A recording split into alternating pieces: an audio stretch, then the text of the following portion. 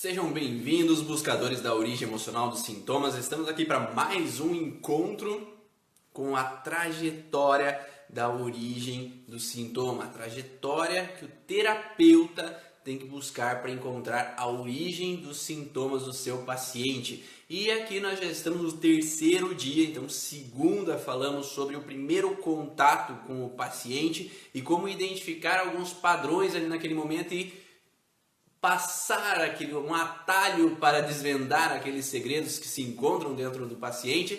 Segundo dia, terça-feira, falamos um pouco mais sobre o contexto do conflito que o paciente vive e os sintomas que aparentam. E agora nós vamos falar sobre qual é o atalho que o terapeuta pode usar para auxiliar a melhorar o sintoma daquele paciente que está ali na sua maca, no seu consultório, conversando com ele, para que aqueles sintomas às vezes se tornem talvez um pouco menos desagradável e para entender quais são as fases daqueles sintomas. Sim, existe alguns pontos chaves que nós podemos utilizar para auxiliar o nosso paciente quando ele está com sintoma e às vezes a técnica que a gente utiliza, ela não traz uma resposta tão rápida, né? Porque às vezes se a gente vai falar sobre a origem emocional dos sintomas, a gente precisa fazer com que o corpo ele trabalhe em cima daquele sintoma. Mas por que, Ivan? Por que ele precisa trabalhar, né, em cima daquele sintoma?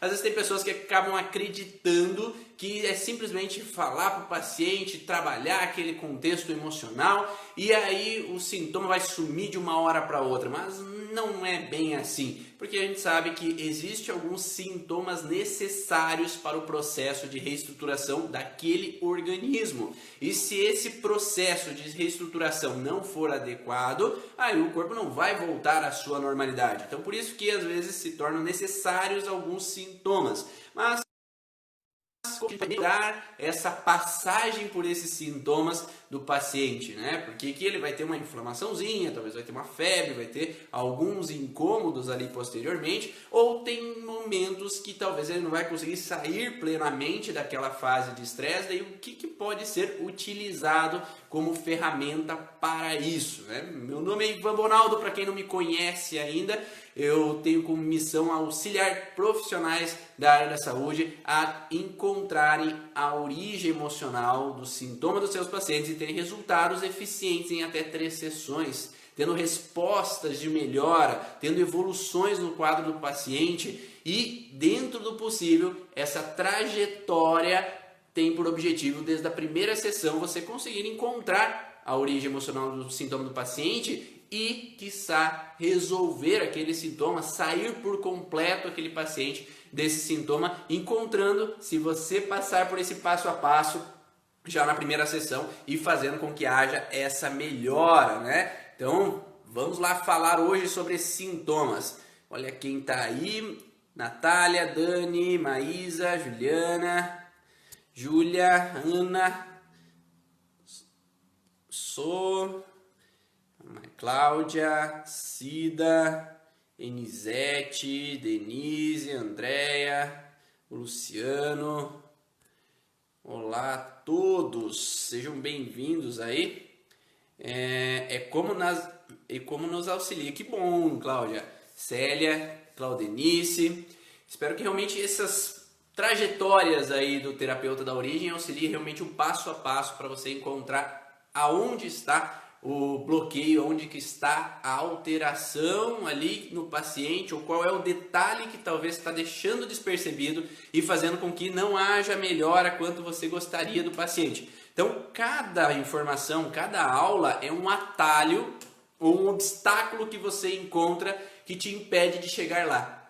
Então, cada um desses atalhos, cada um desses obstáculos, eles acabam fazendo com que você se desvirtue, fique mais longe de chegar ao X da questão do paciente. Se você não observar e perceber que você está tendo um obstáculo, que você poderia estar usando um atalho, sempre o teu processo de atendimento vai ser mais longo ou vai ter uma dificuldade maior de chegar lá no X da questão do paciente. Então, por isso que eu, dentro desses 12 anos de terapia, eu observei alguns atalhos e alguns obstáculos que eu tive e que minhas alunas aí já tiveram e que compartilharam comigo, para que agora vocês possam aprender um com os outros, né? Então tudo que me falaram de dificuldade, agora eu transmito aqui para vocês uma possibilidade de você encurtar o caminho da dificuldade. Sabe, que nem pai que quer ensinar os filhos: ah, filho, não faz isso porque tu vai se machucar. Eu sei porque eu já me machuquei uma vez.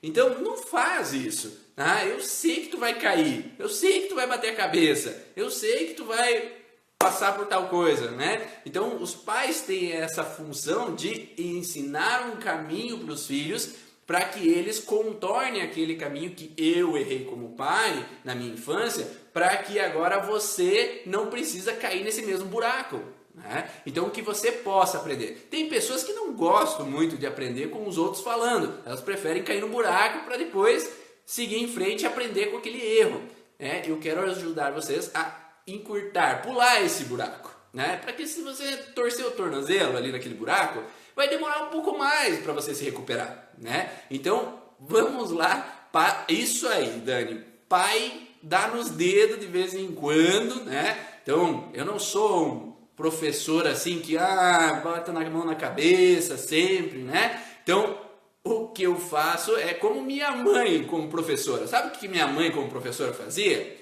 Ela pegava o giz e jogava na cabeça dos alunos. Presta atenção, isso eu já falei para você. Minha mãe falava de um jeito, se ele não aprendia, ela contornava, falava de outro jeito, né? Então, se não aprendeu que 2 mais 2, ela é professora de matemática, se não aprendeu que 2 mais 2 é 4, tá, eu vou te explicar de um outro jeito. Tu tem 2 maçãs, mais 2 maçãs, é como? Né? Tu tem quantas maçãs agora? Não aprendeu com maçã? Vamos falar com outra coisa que ele gosta mais? Tu tem 2 picolé. E agora tem mais 2 picolé. Quantos picolé você fica? Então, do mesmo jeito, eu aprendi com a minha mãe. Então, se o aluno não aprendeu de um jeito, eu vou lá, faço o possível para explicar de outro jeito. Se da segunda vez não deu certo, eu faço o possível para explicar da terceira vez, né? Mas, bater uma vez, 2 vezes e 3 vezes, aí nós temos que jogar um giz na cabeça do aluno para que ele possa sair da mini esquizofrenia, né? Porque hoje você sabe, muitos aí que estudam as leis biológicas, que a gente bloqueia e não consegue enxergar algumas coisas. E para enxergar algumas coisas, às vezes é preciso mudar essa chave. E essa chave, às vezes precisa dar um toquezinho para mudar essa chave. Não é bem assim para mudar essa chave, né? Mas, vamos falar hoje sobre o contexto relacionado a essa lei bifásica da natureza, o que o sintoma ele representa um atalho. Vamos colocar aqui como tema da live, né? Até para quem for entrando aí, né? Saber. Tema: como o sintoma como atalho.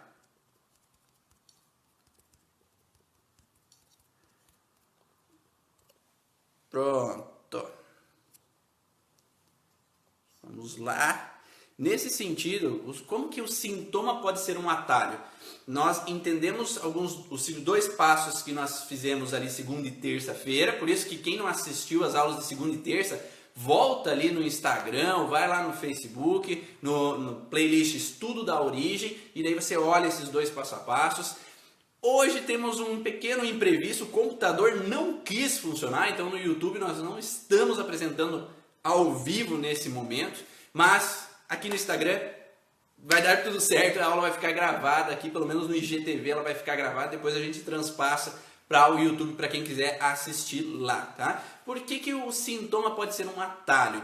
Porque em muitos momentos eu vejo que algumas pessoas se perdem no contexto da identificação do sintoma. Por isso que eu falo da especificidade, né? Ontem eu falei no canal do Telegram por que é importante ter a especificidade de cada órgão, cada tecido. É fácil saber cada órgão, cada tecido, qual é a relação de cada órgão, cada tecido? Não, porque é muitos órgãos e muitos tecidos no nosso corpo e você precisa ler, reler, estudar todas essas informações para saber a especificidade daquele órgão ou tecido. Além daquele órgão e tecido, como nós tivemos a aula ontem do curso Origens, tem a derme. Mas dentro da derme você tem os melanócitos, você tem os as células sensoriais, que não são uma só, mas são para frio, calor, para pressão, são diferentes células sensoriais. Nós temos as glândulas sebáceas, as glândulas sudoríparas, então nós temos vários tipos de células. E quanto mais específicos a gente traz em cima desse contexto celular, mais potencial a gente tem de chegar ao X da questão, a chegar ao objetivo que você tem. Por isso que é necessário ler, reler várias vezes o conteúdo para identificar qual é a especificidade de cada uma das células, cada um dos tecidos. Por isso que eu prego muito você buscar a fundo o conhecimento de cada um dos tecidos do corpo, a fisiologia, a função, para que seja entendido todo esse padrão. E aí, quando nós conseguimos compreender esses padrões, nós temos que saber que existem sintomas de estresse, existem sintomas de pós-estresse. Mas o que significa isso, Ivan? Que algumas derivações embriológicas, o que é isso, Ivan? Derivação embriológica é assim, quando o embrião é formado, o feto surgem camadas diferentes, camadas de endoderma, mesoderma e ectoderma. Cada camada vai ser diferenciada em órgãos diferentes. E cada órgão, cada tecido, ele tem a sua função específica. Dentro dessa função, alguns vão ter mais uma função vital, de sobrevivência, né? Que a gente possa ter um conhecimento que tem um perigo me rondando e eu tenho que sobreviver. Então eu estou com falta de ar, eu tenho que puxar o ar para sobreviver. Eu tenho que, a minha espécie está acabando, está morrendo muita gente, eu tenho que procriar para a sobrevivência da espécie. Isso no mundo biológico, né? Nós racionalizamos, não temos tanto esse contexto, né? Mas tem o mesoderma, que tem a função de proteção, que é chamado de mesoderma antigo nas leis biológicas, e o mesoderma novo, que tem a função mais músculo-esquelética, prioritariamente, de função, de ação, de tomar uma direção, de agir da forma com que eu gostaria de agir. E temos a parte ectodérmica, relacionada principalmente a separações, contatos, separações e relações territoriais. Então temos funções diferentes baseadas no processo de evolução das espécies. Sabendo dessas funções diferentes, a gente tem que entender que cada um desses tecidos também apresentam alterações e sintomas, uns mais com sintomas na fase de estresse, que é essa fase aqui, e outros têm sintomas maiores na fase pós-estresse. E o que vem de bloqueio? Por que isso é um obstáculo para algumas pessoas? Entender esse padrão. Porque tem pessoas que às vezes acabam ouvindo dentro do curso que a maioria dos sintomas são em fase pós-estresse e eles cortam a maioria dentro da frase. Então todos os sintomas são de fase pós-estresse. Não, gente, não é todos os sintomas que são da fase pós-estresse. Então não corte a maioria, mas não todos. Então tem muitos sintomas em fase de estresse. Então a gente não pode negar que nenhum sintoma, né, pode afirmar que nenhum sintoma está na fase de estresse. Isso é um baita obstáculo no terapeuta, porque aí acaba acreditando que todos os sintomas vêm após o estresse aparecer. E o segundo obstáculo é aquele que vem com a informação que todo sintoma é de estresse. E não, nem todo sintoma é de estresse. Existem sintomas pós-estresse. E daí vem muito paciente falando para mim que eu fui nisso, eu fui naquele outro terapeuta, médico, nutricionista, isso ou aquilo, e ele falou que o meu sintoma estava relacionado a porque eu sou muito estressado. Mas se aquele sintoma é de fase pós-estresse, por que ele tem que resolver o estresse dele nesse momento? Porque ele já resolveu o estresse. Se ele está num sintoma pós-estresse, ele não precisa resolver o estresse dele. Ele já saiu do estresse dele. E aí a gente precisa mostrar para o paciente por que isso faz sentido. E essa é uma forma de mostrar para o paciente por que isso faz sentido. Então, às vezes é necessário desenhar para o paciente. E é isso mesmo, desenhar. Porque para que ele tenha entendimento do porquê do sintoma dele, ele precisa olhar para uma tela, olhar para o papel, que você mostre, demonstre para ele os porquês que aquilo acontece. E quando o paciente compreende os porquês, ele, agora faz sentido. E esse faz sentido também é um atalho para que ele possa sair do estresse. Porque se não faz sentido para o paciente, ele não tem como melhorar, né? Tem como melhorar para você? Ah, você tá com dor porque o ET desceu e te abduziu e daí você tem essa dor porque tu foi abduzido e trouxe essas alterações para teu corpo. Eu não acredito muito em ET, né? Então, não sei se faz sentido, né? Não estou dizendo que não existe, tá? Uma coisa, outra coisa, outra coisa. Mas o contexto é, se não faz sentido, se para o paciente falar sobre essas coisas não é coerente para ele, como é que ele vai resolver uma situação se não faz sentido pelo que ele entende do processo? E por isso que eu falo que nós, como terapeutas, temos que ler a mente do paciente. E é isso mesmo, o sintoma é uma forma de ler a mente do paciente, porque o sintoma não mente. O paciente mente, mas o sintoma não. Então, quando nós conseguimos interpretar o sintoma do paciente, a gente sabe o que está acontecendo. Então, existem pacientes que vêm na sessão e, após a sessão, podem ter sintomas? Sim, porque se eles estão na fase de estresse com alguma alteração, às vezes, se a gente dialoga sobre essa situação que ele está em fase de estresse, quando ele sai da consulta, ele pode ter um processo de sintoma. Sim, ele pode. Só que se um paciente vem para mim e fala, eu tive ali na sessão e depois da sessão eu comecei a ter gastrite. Porque a sessão me fez mal. Porque a sessão não sei o que, não deu certo, não funcionou. Mas gastrite, queimação, é fase de estresse. Por que ele está me dizendo que tem um sintoma de estresse depois da sessão? Que não faz sentido nenhum, né? Porque se eu entendo isso, eu sei argumentar com ele que não faz sentido. Ou que ele tem um sintoma que apareceu que não tem nada a ver com o que eu trabalhei em cima dele na sessão. Aí fica a pulga atrás da orelha, né? Mas será que tu não viveu nada nesses últimos dias aí? Então vamos dizer que faz uma semana que ele fez a sessão e daí 3 dias depois da sessão ele começou a ter o sintoma.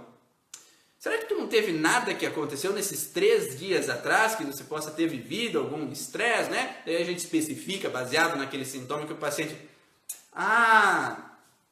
sim, aconteceu tal coisa. Ou ele mente, ele esconde, ele fala, não aconteceu nada, não.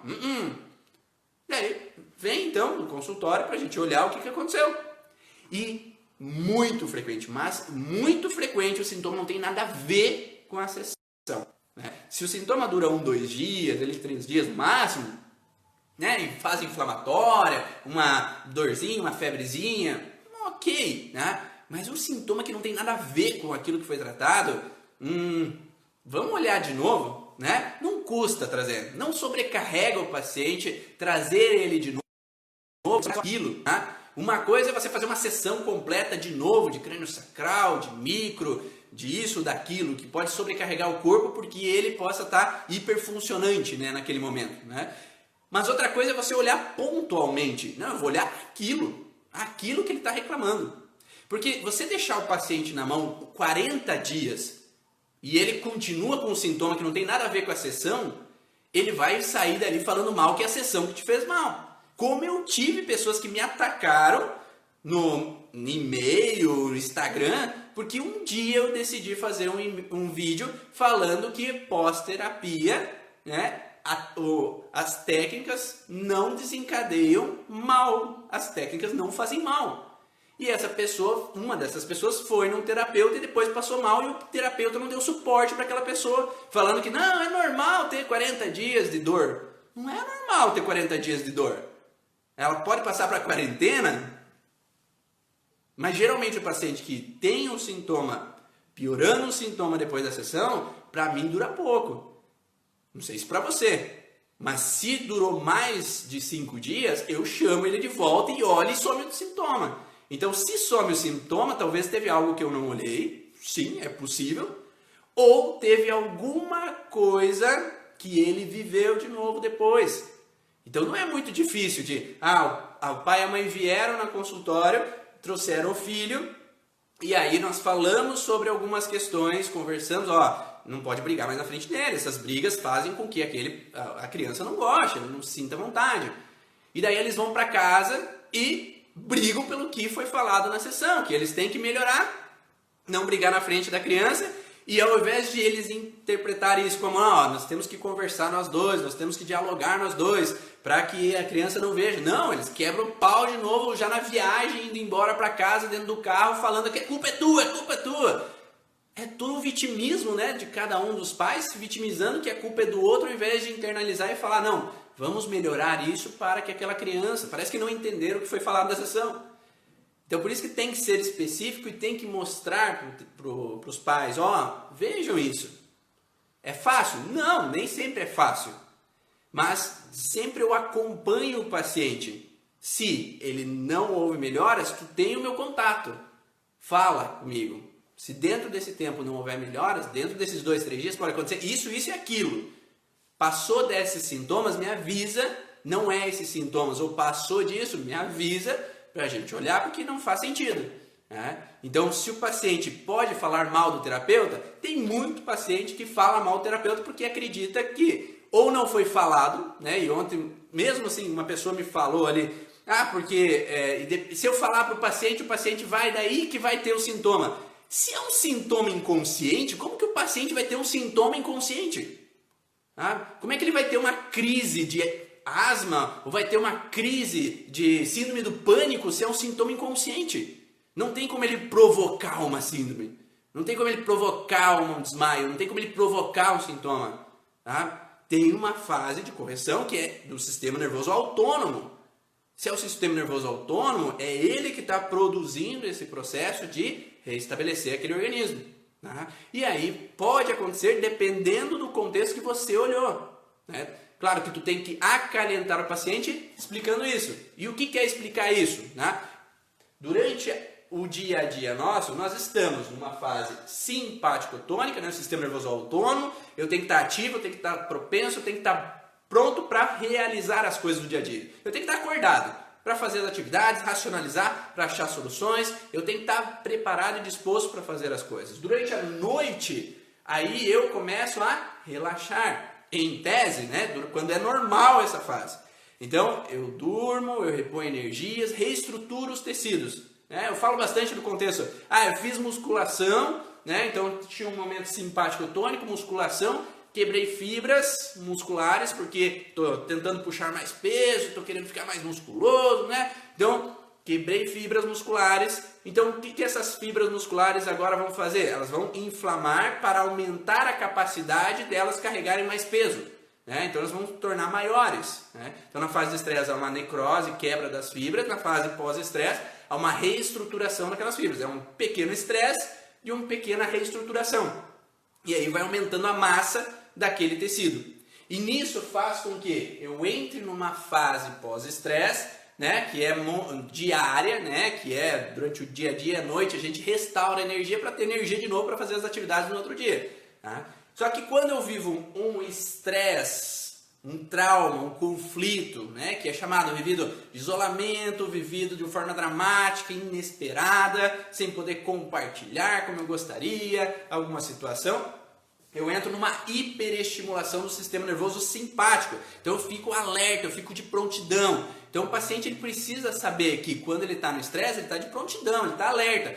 Por que eu tenho insônia, dificuldade em pegar no sono? Porque o teu cérebro está entendendo que você está num estresse, que você quer resolver algo. Seja um estresse com relação a uma situação que eu estou remoendo alguma coisa, então eu engoli, botei goela abaixo numa situação que eu fico remoendo e eu não aceito aquilo que está acontecendo e eu quero achar uma solução para sair daquele problema, eu quero achar uma solução para resolver aquele problema e eu fico ali pensando, como é que eu vou pegar no sono se o meu cérebro quer que eu saia daquela situação. Então quanto mais eu penso, mais eu posso achar uma solução para sair daquele estresse.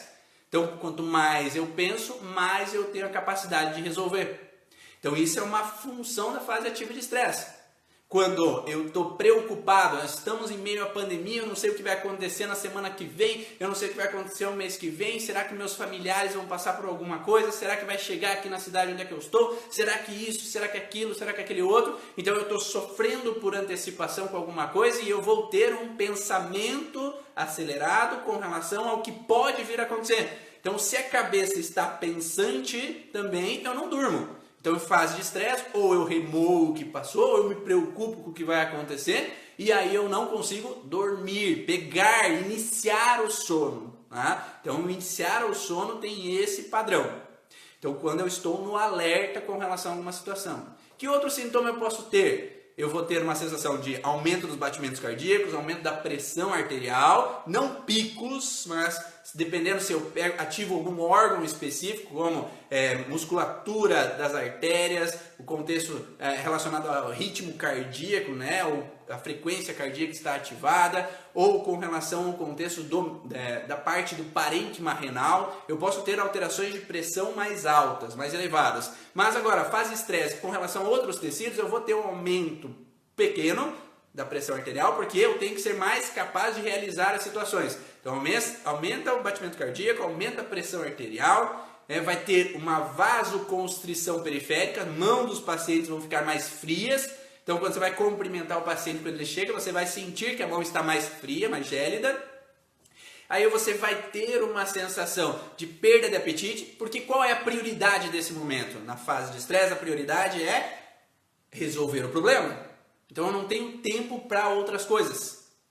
Tem exceções, tá? Eu não tenho tempo para outras coisas, eu tenho que realizar. Eu vou estar com a adrenalina alta, eu vou ter que estar de prontidão para realizar as situações do dia a dia, certo? Então, nessa fase de estresse, aumenta essa sensação de que eu tenho que realizar, eu tenho que resolver, eu tenho que... Fico acelerado, cria ansiedade, cria nervosismo, tudo fase de estresse, de prontidão para resolver uma situação. Então, enquanto eu permaneço nesse processo, eu estou desgastando esses tecidos, alterando os tecidos vinculados ao que eu estou vivendo naquele momento. Cada situação específica desencadeia uma alteração específica em um órgão ou tecido. Então, eu posso ter tecidos que provocam pressão alta, né? E eu posso ter exceções nesse quadro.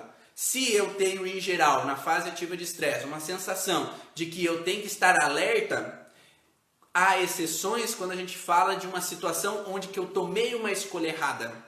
Por exemplo, eu senti que, se eu tivesse feito isso em vez daquilo, qual direção que eu tomo, eu estou dividido sobre decisões, eu estou indeciso com relação a uma situação, ou estou me culpabilizando por uma decisão que eu tomei. Então, todo esse processo de ter tomado uma escolha errada, ou que eu me autocritico por uma escolha que eu cometi, eu entro numa fragilidade da suprarrenal. E essa fragilidade na suprarrenal, em fase de estresse, gera baixa de cortisol. E nessa baixa de cortisol, eu tenho um cansaço. Então, eu acordo cansado. E durante o dia, eu tenho sonolência. Então, ele não está naquela sensação de ter que estar prontidão, ter que estar alerta. Nesse caso específico, eu tenho uma exceção do alerta. Aquela pessoa está mais cansada, está mais fadigada, sem energia para fazer as coisas. E aí eu entro nessa fase de estresse, né? Então, quando eu entro nessa fase de estresse específica, dessa tomada de escolha errada, eu entro na situação. Será que eu faço curso de medicina? Será que eu faço curso de farmácia? Será que eu faço curso de fisioterapia? Eu estou indeciso perante uma situação. Será que eu vou para o curso, fazer o curso de microfisioterapia? Será que eu faço o curso da curso de origem? Será que eu faço a constelação familiar? Será que eu faço o reiki? Então, eu estou indeciso com relação a uma situação.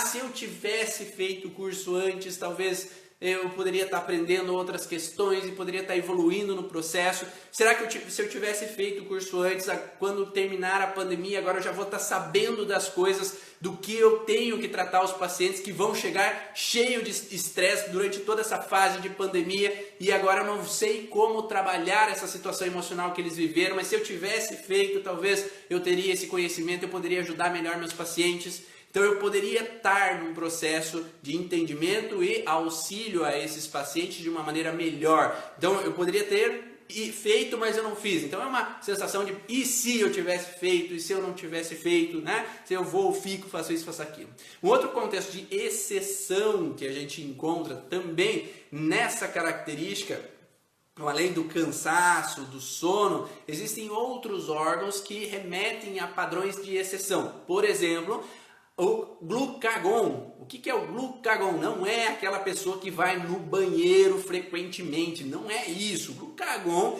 é no corpo, ele gera uma alteração no corpo que é vinculado ao pâncreas. Então existem células do pâncreas que liberam o glucagon, que o glucagon ele tem a função de alteração do apetite, certo? Só que como é um tecido derivado de ectoderma, esse tecido em fase de estresse, ele gera uma baixa da produção do glucagon. Esse hormônio, esse tecido, ele vai baixar e ao baixar ele vai dar aumento do apetite. Lembra que eu falei que em fase de estresse geralmente eu não tenho apetite porque eu tenho que dar prioridade a resolver as situações? Essa é uma exceção. Quando eu atinjo o glucagon, que eu tenho uma situação onde eu não pude refutar uma situação, eu não pude evitar uma situação, ou eu me senti desagradado, ou desgostoso, ou repugnância a uma atitude de alguém, eu entro numa fragilidade do glucagon e gera compulsão alimentar. Então esse aumento do apetite por baixa da glicose, que algumas pessoas podem ter intensamente, com tremores, sensação que está pisando em nuvens, uma sensação de tontura, né, com relação a essa alteração de apetite, ela entra nesse padrão que pode desencadear então esse sintoma em fase de estresse e não em fase pós-estresse. E quando o cliente é uma pessoa negativa, pessimista, evitar falar e ela que pode ter sintomas ou não muda nada, já que é inconsciente os sintomas. Como assim, Cristiane? Quando a cliente é uma pessoa negativa, pessimista, evitar falar a ela que pode ter sintomas ou não muda nada, já que é inconsciente o sintoma. Então, o objetivo é você explicar os porquês. Quando o paciente entende o porquê, não é uma situação de medo antecipativo. Você está dizendo o porquê da situação. O medo dos pessimistas tem a ver com o inconsciente, o que eu não conheço, o que eu não sei que pode acontecer. Então, o que um pessimista pensa no negativo? O pessimista pensa no negativo da seguinte maneira: se eu viajar e eu não sei como é a estrada, eu não sei como é chegar lá, eu não sei como é o lugar lá, eu vou pensar no pior para o quê? Para eu antecipar o pior que pode acontecer, para eu evitar sofrer. O pessimista é aquele que já sofreu em algum momento e não quer sofrer de novo. Então ele tem medo de repetir a história, ele tem medo de se frustrar, tem medo de ser pego de surpresa. E esse ser pego de surpresa faz ele antecipar tudo do pior que pode acontecer. Então, se a minha mãe está lá sozinha em outra cidade e a Covid apareceu lá e atingiu algumas pessoas lá naquela cidade, eu já vou pensar no pior que pode acontecer, porque se acontecer eu já estou preparado para a situação. Principalmente se lá na infância eu já vivi o medo de perder ela grande, por uma doença, uma cirurgia ou uma ameaça, meu pai brigando com ela e ela fazendo escândalo, ou ela é dramática e eu vivi uma sensação criança não entendendo o que estava acontecendo. Então, geralmente o pessimista ele tem um medo do que pode acontecer, tendo que saber de tudo para antecipar o problema para não ser pego de surpresa. Então, é uma baita bagunça, mas é porque ele já sofreu e não quer sofrer de novo. Se você explica tintim por tintim dos porquês aquilo pode acontecer, aí diminui essa ansiedade, diminui essa preocupação, tá? E você não precisa falar tudo, tu vai ter uma convulsão depois. Não, você não precisa falar isso, tá? Então você pode falar, você pode ter um pouquinho de sede, um pouquinho de cansaço, pode aparecer alguns sintomazinhos como uma forma do teu corpo se reestabelecer, tá? Qualquer coisa, você tem meu contato, eu estou aqui. Por quê? Qual é a preocupação do pessimista? Que ele não tenha suporte, que ele não tenha alguém para auxiliá-lo. Então, se ele está se sentindo seguro, se ele sabe o que vai acontecer, diminui esse contexto do pessimismo perante aquela situação específica. Claro que é necessário para você tratar um pessimista encontrar todos os padrões específicos. Você é pessimista? Com relação ao que você é pessimista, tá? Porque cada pessimista é pessimista devido a uma situação específica. Então, você, quando vai tratar um pessimista, você tem que saber ao que ele tem pessimismo. Porque às vezes ele pode ter pessimismo ao trabalho, talvez não com relação à família, talvez não com relação a andar na rua de pé descalço ou andar em casa de pé descalço que ele vai ter infecção na bexiga, sabe? Então ele tem pessimismo específico. E de novo volta naquela que eu falo, né, que nós temos um funil do medo. O que é o funil do medo? O paciente chegar, eu tenho medos. Não me ajudou bolhufas na avaliação, né? Medos do quê? De tudo. Você tem medo de formiga? Eu pergunto para eles. Não. Então tu não tem medo de tudo. Do que você tem medo? Eu tenho medo do escuro. Tá, mas do que você tem medo do escuro? Tu tem medo de não enxergar nada e bater teu joelho na cômoda? Você tem medo que vai aparecer algo, que vai aparecer um ladrão, algo conhecido, algo desconhecido, um fantasma? Né? O que você tem medo? Quanto mais a gente especifica, de novo, especificidade. Quando você mais especifica o contexto, mais fácil de desvendar o porquê que ele tem essa alteração. Se você for tratar todos os medos sem entender o medo, qual é o intuito daquele medo, você nunca vai saber. E aí, você vai fazendo porquês para ele até chegar no X da questão. Por que você tem medo do escuro? O que pode acontecer? Um ladrão pode me pegar e me levar embora. Porque um fantasma pode aparecer e me matar. Por quê? Qual é o perigo maior nesse contexto? É o medo do desconhecido? É o medo do que está voltado a esse padrão? Né? E aí a gente precisa saber por que esse medo está em fase ativa de estresse. Por que ela continua nesse estado de alerta? E desde quando aconteceu? Né? Por que está ali incomodando? O medo é uma fase de estresse. Eu estou alerta porque pode acontecer alguma coisa. Pode acontecer alguma coisa que eu já vivi. Pode acontecer alguma coisa que eu nunca vivi. Então, o medo do desconhecido é o medo do que eu nunca vivi, mas eu tenho medo que possa acontecer. O medo do conhecido é o medo do que eu já vivi.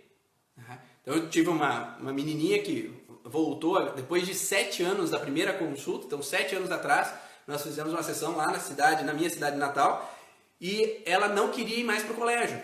Então, fazia um mês que ela não queria mais ir para o colégio, de jeito nenhum, e nós chegamos à conclusão que tinha havido uma coisa no colégio, com relação a alguma pessoa que agiu de alguma forma com ela, e eu dialoguei com aquela criança e acalentei ela, que aquilo já passou, já não é mais uma situação que está eminente nela. E a mãe, depois de 7 anos, né? Então, por isso que às vezes quando a gente trabalha com a origem emocional dos sintomas, temos algumas dificuldades de saber se o paciente melhorou ou não, porque depois de 7 anos ela voltou, e a mãe falou assim, sabe naquela vez que eu fui lá no consultório, ela falou que tinha medo e tal, e não queria ir para o colégio. No outro dia, nós passamos na frente do colégio dela, porque ela não queria mais ir para o colégio, nós passamos na frente do colégio e ela tinha a boca fechada, ela passou em psicólogo, passou nisso e naquilo, não abria a boca para ninguém no colégio, para a psicóloga do colégio, para a professora, para ninguém ela abria a boca. Ela falou no dia seguinte, mãe, sabe por que eu não queria ir mais para o colégio? Porque a professora, ela tinha 4 ou 5 anos de idade. Ela falou para a mãe, mãe, sabe por que eu não queria ir? Porque a professora me deixou fora da sala e eu fiquei com medo, estava frio lá fora da sala e ela falou isso, falou aquilo, aquele outro. Talvez para a professora ela não achou que era para tanto, porque a menina tinha xingado ela lá na frente da turma e ela tirou ela da sala, fica aí fora esperando agora sentado no banquinho ali fora da sala de castigo. Para aquela professora, ela achou que ela estava colocando as regras, tá? Mas para aquela criança foi uma sensação de tremenda frustração de estar sozinha naquele lugar, fora da sala de aula, sem ninguém ali e com muito frio. E isso fez com que ela não quisesse mais voltar. Ela não quisesse mais voltar porque ela não queria falar daquilo, porque senão ela tinha medo que a professora ia perder o emprego dela e coitada da professora, o que poderia acontecer com ela. Então ela tinha uma preocupação com a professora e tinha uma frustração com a professora, com medo de viver aquilo de novo. Só que enquanto aquela criança não podia desabafar, não se sentiu acolhida o suficiente para expressar aquilo, ela continuava vivendo aquela situação. E depois de 2 dias ela voltou para a aula. Né? E tudo bem, porque ela pôde expressar. Né? Então quando a gente chega no funil da informação, do que foi exatamente, onde foi, qual o contexto do que aconteceu, é possível resolver sintomas rápidos. Tá? Foi uma sessão e ela volta para o colégio normalmente. Mas enquanto não chega no X da questão, enquanto ela não pode desabafar, se sente acolhida para entender aquilo que se passa, ou que nós possamos entender o que está escondido dentro dela, ela vai permanecer no processo. Faz sentido para vocês? Está dando para entender essa relação de fase de estresse? Me dá um ok aí para eu saber se vocês estão aí, estão muito quietinhos aí. Me dá um ok só para eu entender se faz sentido essas situações. Né? E quando o paciente está na fase de estresse, e às vezes não é possível se resolver esses sintomas. Às vezes não é possível porque o sintoma é muito intenso, é perigoso. Às vezes é melhor fazer o seguinte, ele está em um pico de diabetes. Às vezes a gente não pode tirar ele completamente do diabetes. A gente vai diminuindo a fragilidade dele, mudando um pouquinho as crenças que ele está tendo. Né? Então a gente pode mudar um pouco as crenças, falando do contexto, às vezes, da vivência dele, mas que ele pode agir de uma forma diferente, que ele pode pensar de uma forma diferente, que ele pode reagir de uma forma diferente à situação. Talvez ir direto no contexto do diabetes aqui, na fase pós-estresse, pode aparecer uma hipoglicemia, né? Uma hipoglicemia intensa que pode gerar um sintoma intenso para esse paciente. Então essa hipoglicemia pode ser arriscada. Então é melhor um paciente diabético de muito tempo, de insulino dependente de muito tempo, não ir direto ao X da questão. Porque a gente pode amenizar aquele sintoma dele. Então, trabalhando em cima de algumas questões de estresse e trabalhando com algumas questões de crenças, para que ele possa agir de uma forma diferente. Se ele está resistente com alguma situação, às vezes dar uma crença para ele, que ele possa modificar olhar de forma diferente a situação, que eu faço o melhor que eu posso, que eu posso estar um pouco mais satisfeito com a minha vida e fazer coisas para mim, que ele possa mudar um pouco a nuance, ao invés de ser resistente, mas que ele possa tomar um controle sobre a própria vida dele, tomar a identidade dele. Então são contextos paralelos ao processo, vai aliviando o processo do sintoma. Mas existem algumas questões que você pode ir além nesse contexto. Então, o que você pode? Se o paciente está em simpaticotonia, existem técnicas da terapia manual que diminuem a simpaticotonia. Não tem? Não sei se você sabe, mas existem técnicas que reduzem. Uma técnica que reduz, ou um trabalho que reduz, é a terapia crânio-sacral. A terapia crânio-sacral é parasimpaticotônica. Então ela reduz o sistema nervoso simpático e essa pessoa desacelera. Uma pessoa ansiosa, ela desacelera. Uma pessoa irritadiça, ela desacelera. Se é tudo bem para ela fazer a terapia crânio-sacral. Trabalhar com o padrão respiratório. Então fazer processo de respiração, meditação, yoga. Né? Pode trabalhar a respiração. Pilates, ele trabalha com a respiração. Tá certo que uma pessoa acelerada nem sempre vai sentir a vontade de fazer isso. Mas trabalhar com a respiração, fazer respirações profundas, parar um momento do dia para conseguir fazer respirações, para treinar o sistema nervoso simpático a reduzir. A reflexologia também, Cristiane, sim. A massagem, né, como um todo, ela pode ajudar nesse contexto. A miofacial, ela pode ajudar nesse contexto. Então pode ser técnicas que podem aliviar o sistema nervoso simpático. Então, se não é interessante tirar ele de supetão da fase simpático-tônica, porque pode ser um risco, a gente pode aliviar essa fase simpático-tônica com algumas técnicas. Então eu posso indicar. Então eu não faço isso, mas você pode fazer a crânio-sacral, você pode olhar, tem alguns vídeos no YouTube de respiração para você respirar, você pode usar meditação, que tem alguns vídeos, alguns instrutores no YouTube, por exemplo, que você pode ser orientado nesse processo. A aurículo também, né, pode ser utilizada. Então, tudo que possa trazer um efeito parasimpático tônico para aquele paciente. Né? Nós podemos ter na sessão o movimento oculomotor, né, a técnica oculomotora, que é um toque superficial na inervação oculomotora, que faz com que gere um estímulo parasimpático tônico também. E isso é interessante durante a sessão, porque quando o paciente não consegue falar, ou ele não está escondendo algo, ou ele travou na sessão por algum motivo que ele não quer expressar, ou não aparece uma informação, seja às vezes na crânio-sacral, seja às vezes na microfisioterapia, seja no reiki, seja onde seja, fazer estímulos parasimpático-tônicos desarma o paciente. Desarma algum contexto do paciente que está em simpaticotonia contigo. E se ele está em simpaticotonia contigo, ele bloqueia a informação. Então, às vezes é necessário utilizar de técnicas parasimpaticotônicas para que ele se abra naquele momento. Então, o óculo motor é uma das formas de você trabalhar. O CV4, que é a estimulação do quarto ventrículo no cérebro, ele estimula a parasimpaticotonia e faz com que esse paciente possa melhorar nesse sentido de diminuir a simpaticotonia na hora da sessão. Nós temos a mobilização do sistema nervoso central, ou temos também o contexto de estimulação sacral, né? Então, crânio sacral, fazer um movimento crânio sacral que possa fazer como se fosse um movimento de ninar, né? Então, a mãe coloca a mão na cabeça e no sacro da criança para ninar. Então, é um efeito de redução da variabilidade da frequência cardíaca. Então, existem vários estudos na PubMed falando sobre técnicas da fisioterapia ou técnicas que podem ser utilizadas para reduzir o sistema nervoso simpático, para que ela possa diminuir nessa fase e os sintomas de simpaticotonia, pressão alta, a diabetes, a insônia, todos os sintomas de fase de estresse que possam ser reduzidos para ter uma qualidade melhor.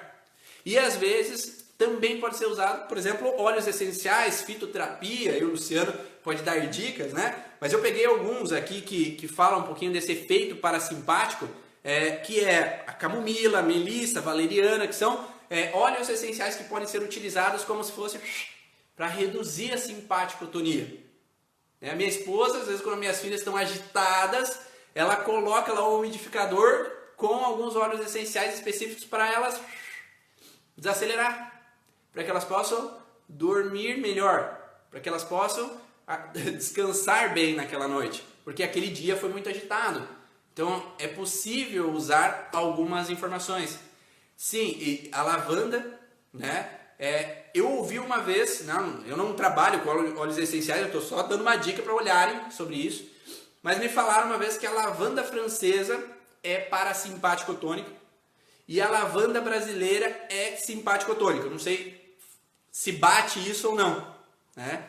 A planta trepadeira como chá, o Luciano falando também. Então são opções que podem ser utilizadas. E agora, trabalhamos sobre aquele paciente e aquele paciente saiu do estresse. Então ele saiu daquela frustração. Tá? Saiu daquela frustração. E aí, ao sair daquela frustração, aí tem uma fase parasimpaticotônica. Nessa fase parasimpaticotônica tem inflamação, febre, muitas vezes, né? Dor, às vezes sensação com relação a infecções, né? Então, nesse momento que surgem esses sintomas prioritariamente. Então, vão aparecer sintomas pós-estresse e quando o paciente chega com esses sintomas, então eu sei que o paciente saiu de alguma situação de estresse, né? Saiu de algum processo que está acontecendo. Foi uma situação única ou ele está vivendo recorrentemente as infecções urinárias, vivendo recorrentemente as dores de garganta. Então eu sei se ele saiu ou não completamente do processo, porque ele saiu, ele vai ter uma fase até chegar a uma normotonia, voltar à fase normal do dia à noite. Só que se ele saiu, mas ele fica voltando recorrentemente, tem alguma coisa que está impedindo ele ficar simplesmente sair do processo daquele estresse que aconteceu. Ele sai momentaneamente, mas ele volta àquela frustração. E nisso faz com que ele entre num processo então que é necessário entender o que está fazendo com que ele reative. Será que é um dos trilhos do conflito? O que é um trilho? É tudo que faz ele relembrar a situação de estresse que ele viveu. Ou será que tem alguma coisa acontecendo recorrentemente na vida dele que faz ele voltar ao estresse? Será que brigas acontecem recorrentes, situações do trabalho acontecem recorrentes que ele se estressa novamente com aquela situação? Então é preciso entender aquela situação que faz ele não sair daquela fase de estresse. E aí a gente precisa entender essa informação. Quando nós vamos trabalhar com esse paciente, aí às vezes a gente precisa entender essas nuances, né? E aí é necessário colocar para ele o que aconteceu, o que se passou, para que ele possa sair mais rapidamente. Quanto mais ele entende o porquê, mais rápido é o processo. Por quê? Porque quando nós temos sintomas, nós temos medos, nós fomos criados à base de que o sintoma é um problema, que o sintoma tem alguma coisa de errado comigo. Enquanto o paciente entende que o sintoma é um problema e tem algo de errado com ele, ele vai ficar no medo sobre o sintoma. E tudo que a gente foca, a gente aumenta. Então, quanto mais eu foco naquela dor, naquela frustração, mais intenso, mais duradouro vai ser aquele processo.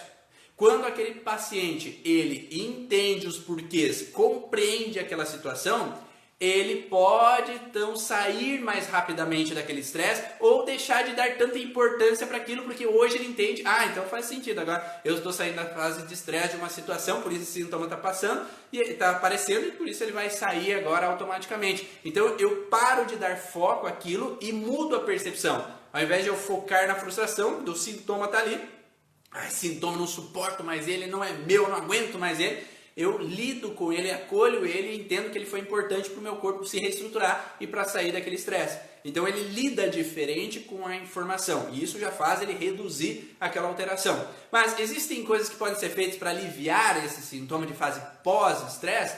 Sim, existem técnicas simpático-tônicas, né? Então se você tem, por exemplo, uma dor de cabeça pulsátil, você começa a pensar, pulsátil deve ser uma fase pós-estresse. Que tipo de coisas podem aliviar a dor pulsátil?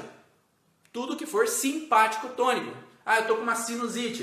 O que pode aliviar a sinusite? Simpático-tônicos. Então, o que pode ser simpático-tônicos? Pode ser medicamentos. Os medicamentos, na grande maioria, são simpático-tônicos. Então, eles fazem com que entre num sistema simpático-tônico. Então, eles, ao invés dessa curva ser tão grande, ele reduz a curva. É como se fizesse uma curva menor. Talvez ele prolongue mais a curva para daí entrar na hipersimpaticotonia ali, que é essa crise epileptóide, né, que seria essa daqui, ela vai vir mais para cá, mas vai ser mais ameno. Então ele vai ter mais tempo talvez de fase inflamatória, mas vai ser mais ameno o sintoma. Ou ele pode tomar café. Café é simpático-tônico. Então se o paciente tem uma alteração que está numa relação de hiperparasimpaticotonia, ele pode utilizar de um café. Ele pode tomar chimarrão, que é a erva do chimarrão, ela tende a ser simpático-tônica. Então não tem pessoas que, não posso tomar chimarrão que me dá azia. Por quê? A azia é uma fase ativa de estresse. Se você está em fase ativa de estresse e toma o chimarrão, ele aumenta a dor. Eu tomo café, ele aumenta a dor. Porque eu tenho uma fragilidade no estômago. E se eu tenho uma fragilidade na curvatura menor do estômago, se eu tomo simpático-tônicos, ele aumenta o sintoma. Por que alguns tumores são colocados como quimioresistentes? Porque a quimioterapia é simpático-tônica. Se a quimio é simpático-tônica e o tumor é fase ativa de estresse, nem todo tumor é fase ativa, né? Dentro do curso a gente fala sobre os tumores de fase ativa e os tumores de fase pós-estresse. Mas se é um tumor de fase ativa, por exemplo, de tumor de hipófise é um tumor de fase ativa, se eu entro com uma simpaticotonia, eu tendo a aumentar aquele tumor. Existem alguns tumores, por exemplo, endométrio. É melhor eu retirar do que retirar o útero do que entrar com uma químio, porque vai ser um tumor quimio-resistente. Porque ao invés de a químio reduzir o tumor, porque se o tumor é fase pós-estresse, a químio, ela reduz a massa daquele sintoma, daquele tumor, daquela proliferação celular. Então ela tem função, ela ajuda na fase pós-estresse. Mas se for utilizada num tumor de fase de estresse, ele vai fazer com que o tumor aumente. Por isso que o tumor não deu resultado com a quimioterapia. Mas não foi o problema do tumor, a quimio que não funcionou. É porque está sendo ministrado no lugar errado. Porque esse tumor não funciona com o simpático tônico. Então, esse tumor funciona como parasimpático tônico. Então, fazer atividades parasimpático tônicas auxiliam nesse tumor especificamente e faz com que o paciente reduza essa massa daquele tecido. E quais são as técnicas que podem ser, então, hipersimpático tônicas? Todo o processo osteopático, né? Então, é um simpático tônico. Então, trabalhar com o tronco simpático, né? Que é trabalhar com as vértebras, com as charneiras. Então, manipular as charneiras, dar uma hiperestimulação do sistema nervoso simpático, por o sistema nervoso simpático passar por essa região das charneiras. Então, as costelas, charneiras, técnicas diafragmáticas podem ser utilizadas para estimular a simpaticotonia. Pode ter as vibrações nos esclerótomos. Então, nas vértebras, fazer vibrações nas vértebras estimula, né? Eu fiz um trabalho na pós-graduação com Rib Raise, que é uma técnica da terapia manual, em cima do contexto das vértebras, entre as vértebras, fazendo uma estimulação simpático-tônica, e isso fazia com que o paciente aumentasse a variabilidade cardíaca, né? Então, alterava na avaliação a variabilidade cardíaca daquele paciente, alterava por causa de uma simpaticotonia que era realizada.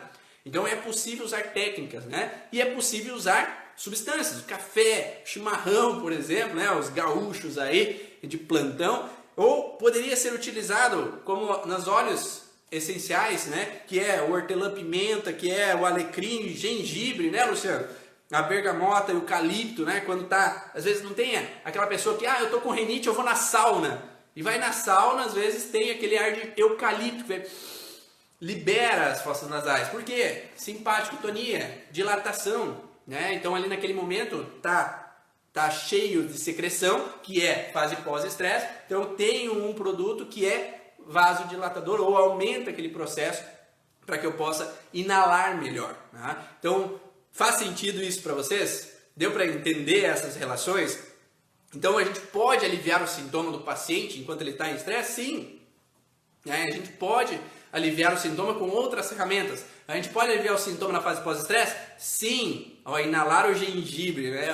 O Luciano falando. Então, uma água quente com gengibre e inalação, um chá de gengibre, né? A pessoa faz, né, o chazinho com gengibre e inala aquele gengibre também, o chá com gengibre, né, Luciano? Eu acho que pode auxiliar também, né? Então, isso faz auxiliar esse processo de transição. Mas lembre sempre, tá? Logo em seguida comer o dente de alho, né? Isso tinha vários dos antigos que faziam isso, né, Luciano? Tem o meu sogro tá fazendo essa, né, amor, Denise? Ele toma uma pinguinha ali com alho, Covid nunca mais. O padrão do contexto dos antigos que colocavam o alho como uma forma, né, de trabalhar esse contexto simpático-tônico para sair do processo da gripe, né?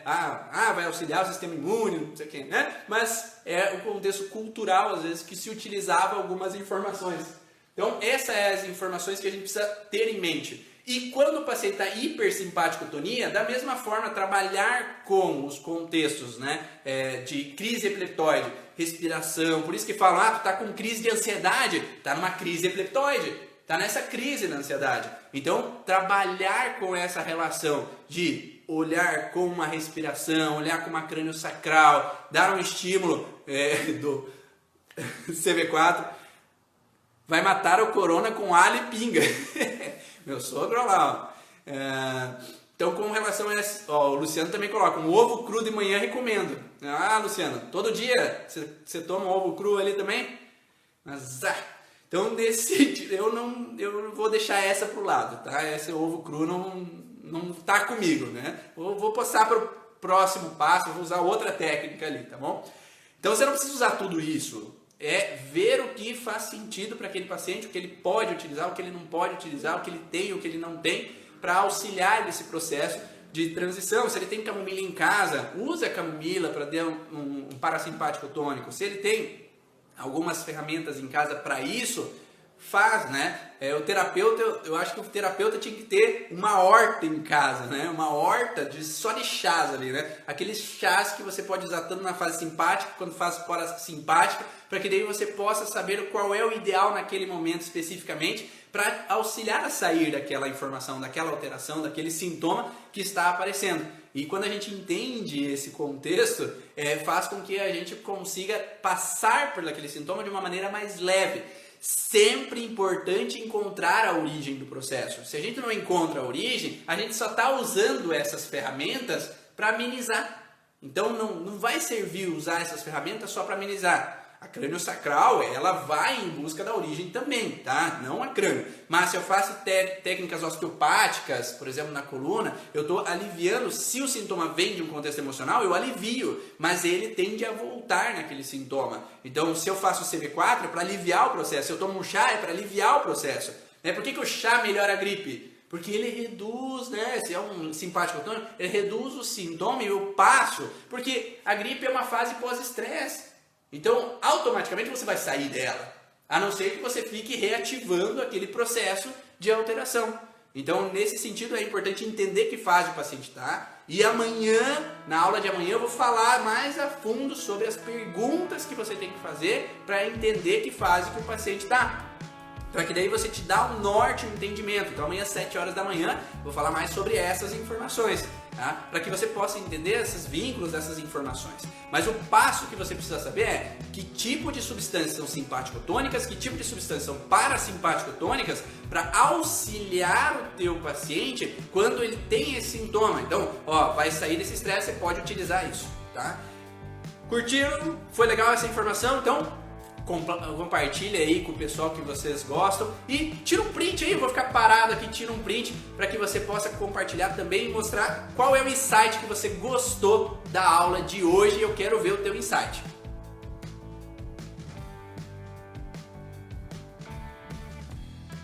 Tirou aí? Tchau!